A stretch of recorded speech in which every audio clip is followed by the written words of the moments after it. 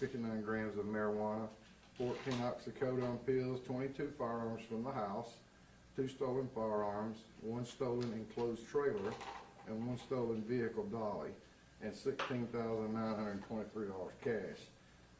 When we served the search warrant on the storage unit, they promptly gathered 38 more firearms. 2 of them were sawed-off shotguns, and 2 of them were weapons that the serial numbers had been totally obliterated on, which is a federal violation of the law. You can't have any kind of weapon without a serial number on it. Now, I wanted to do this press conference because I've been hearing a lot of talk about gun control. Gun control works with people like us that follow the laws. It don't work for people like these 2 that we arrested who had 60 weapons, you know, that they were selling to the drug cartel. Now, we don't need gun control. We need, you know what stops bad people with guns? Good people with guns. That's what stops them. We cannot disarm the good American people that live here. We can't disarm them. I mean, because then not only the bad guys have them, because they're obviously not going to follow the rules. So what we want to do is we want to make everybody aware that anytime you think that something like this is going on, drugs in your neighborhood, we need to know. We'll do our due diligence to try to get these drugs, and especially these weapons and all this other stuff, off the street. Now, every one of these are stolen. We just can't prove, but 2 of them right now are stolen. And that's a lot of firepower laying right there that could be used in a school shooting, a bank robbery, any of those things against us. So we're doing our due diligence to try to get these illegal weapons off the street.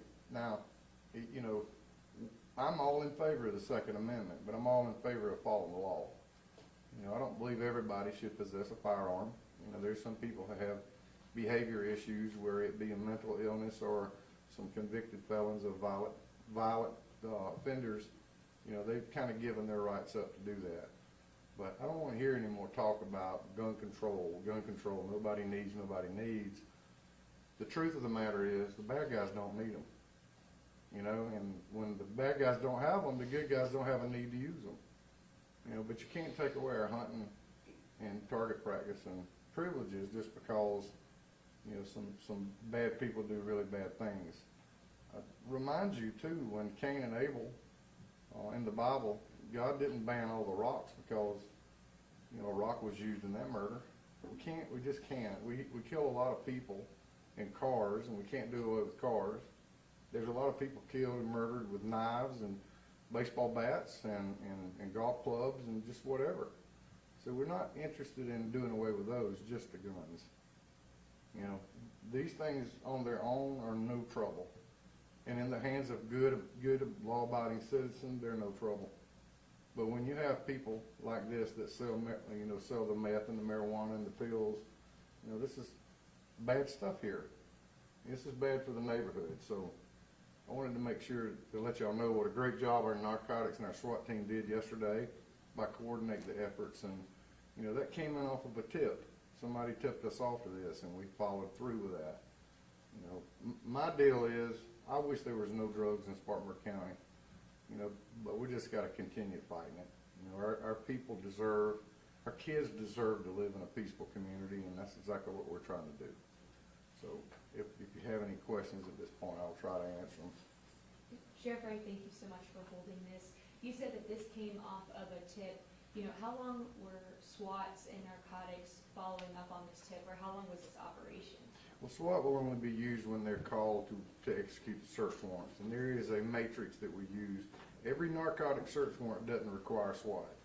You know, when we know that there might be gunplay involved or the propensity for violence, then we will certainly use our SWAT team, who is trained to negotiate or do some things that disorient people so they don't have a chance to use them. The narcotics unit had been working on this for several months. You know, so I'm appreciative of all the hard work that they do every day. I really wished I could show you who they are, but that would kind of defeat the purpose of them being undercover. But the men and women back there do a really, really, really good job. So very, very honored to be a part of that crew. How does this compare to Yes, sir. Just to put it in perspective for people at home, how does this compare to other operations as far as the amount of items? Well, a lot of times when we do Operation Rolling Thunder, that's a whole week, and we get 10 or 15 guns, maybe 20. You know, so to get this many guns, I mean, there are a lot of people that's going to be happy that they're going to get their weapons back. Obviously, you can tell some of these were their dad's guns or something that's, you know, very valuable to their family or whatever. But a lot of these pistols and stuff right here, I mean, those absolutely could be used to hurt or kill a police officer or anyone else. So we're very, very thankful we were able to confiscate all these and get them off the street. And Sheriff, are you able to disclose any about the Quinn's backgrounds before being in trouble with law enforcement? Well, I know they're convicted felons, that's all I can tell you, so they have been convicted of something in the past, but I think Kevin and them can do a better job of getting you their background, so. Thank you. You're welcome.